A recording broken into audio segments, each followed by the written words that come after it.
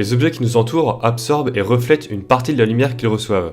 Par exemple, un objet rouge va refléter le rouge et absorber toutes les autres couleurs. Et quand cette lumière va arriver dans nos yeux, on va voir l'objet. Mais c'est quoi juste la lumière ?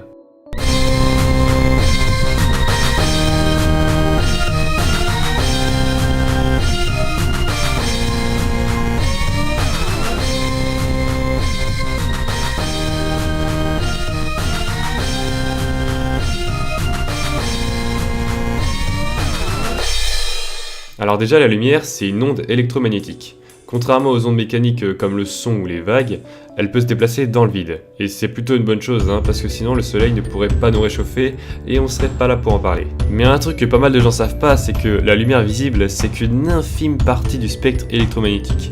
Et quand je dis infime, c'est genre vraiment microscopique quoi. Histoire de vous donner un ordre de grandeur, elle représente environ 0,0000000000004% du spectre. Si ce schéma avait la taille de la Terre, la partie visible serait plus petite qu'un virus.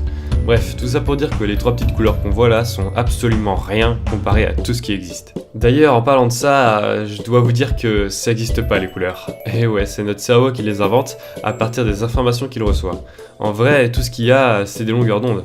Par exemple, le rouge, en fait, c'est une longueur d'onde de 650 nanomètres, le vert une de 550 et le violet une de 450. La lumière visible va à peu près de 380 à 780 nanomètres. Mais si on continue à monter, on a les infrarouges, puis les micro-ondes, oui c'est bien ce que vous pensez, et enfin les ondes radio. Et ça aussi c'est bien ce que vous pensez.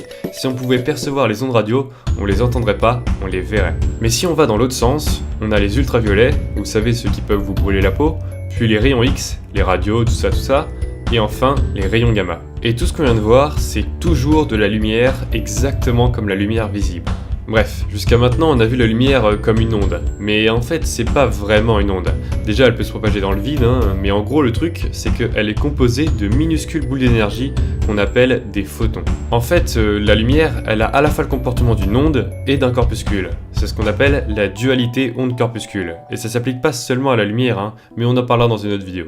Bref, les photons n'ont pas de masse, leur masse c'est zéro quoi, ils n'ont pas de charge non plus, et leur vitesse dans le vide c'est toujours la même.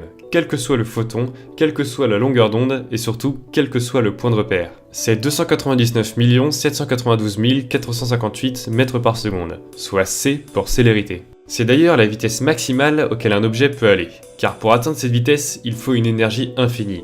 Mais les photons, ils ont pas de masse, donc ils sont un petit peu au-dessus des lois, tu vois. Bon, c'est bien beau tout ça, mais comment on en fait de la lumière ? Eh bien, il y a deux façons principales. La première, c'est le rayonnement thermique, ou rayonnement du corps noir. Alors en fait, c'est une caractéristique qui marche de la même façon chez tous les matériaux, et qui dit que tout objet émet un rayonnement qui dépend de sa température. En gros, plus un corps est chaud, plus la lumière qu'il émet est intense et plus elle a une longueur d'onde courte. Par exemple, notre corps émet de la lumière en permanence à cause de notre température. Mais vu qu'on n'est pas très chaud, sa longueur d'onde se trouve dans les infrarouges. C'est pour ça qu'on a inventé les lunettes à infrarouge justement. Mais si on prend du feu, il est tellement chaud que la lumière qu'il émet se trouve dans le spectre visible, tout simplement. Mais c'est pas le seul moyen de faire de la lumière. Vous vous imaginez bien que l'écran avec lequel vous regardez cette vidéo n'est pas à des milliers de degrés. En fait, les électrons d'un atome peuvent être plus ou moins excités, c'est-à-dire avoir plus ou moins d'énergie. Et quand il y en a trop, ils peuvent passer d'un niveau d'énergie à un autre en émettant un photon. Et comment ils font pour monter, me direz-vous ? Eh bien grâce à une stimulation électrique, comme dans les néons par exemple, ou tout simplement par un autre photon. Au final, la lumière nous a permis de découvrir que l'on vivait dans un univers infiniment plus grand que le monde que nous connaissons. Et peut-être qu'un jour, on ira plus vite qu'elle. Un grand merci à Blue Palette, Julien Kitra, Toutencube et Arial, car vous êtes les premiers tipeurs et ça fait super plaisir. Car oui, j'ai un Tipeee pour ceux qui seraient intéressés, il vous suffit de cliquer là où il est écrit Tipeee, tout simplement.